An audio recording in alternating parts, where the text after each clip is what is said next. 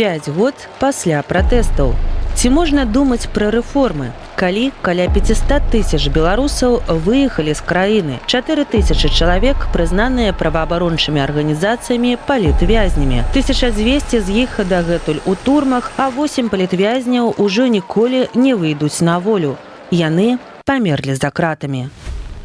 Разгромлены ўсе незалежныя СМІ і дэмакратычныя палітычныя партыі, незалежныя прафсаюзы і НДА. Ліквідаваўшы арганізацыі, выпіхнуўшы людзей у эміграцыю і кінуўшы іх у турмы, ці можна знішчыць дух і прагу да свабоды?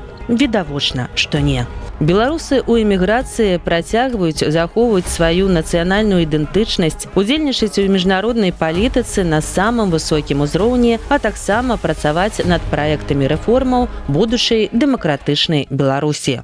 Рэанімацыйны пакет рэформаў – гэта пазітыўная альтэрнатыва бачання будучай Беларусі з пазіцыі дэмакратычных палітычных арганізацый. Гэта надзея на тое, што ў адзін дзень праца экспертаў будзе скарыстаная і новая ўлада для свайго арыентыру будзе абапірацца на вызначаныя прыярытэты. У беларусаў павінна быць будучыня. Падрабязней пра праекты рэформаў чытайце на сайце zabelorus.com. Далучайцеся!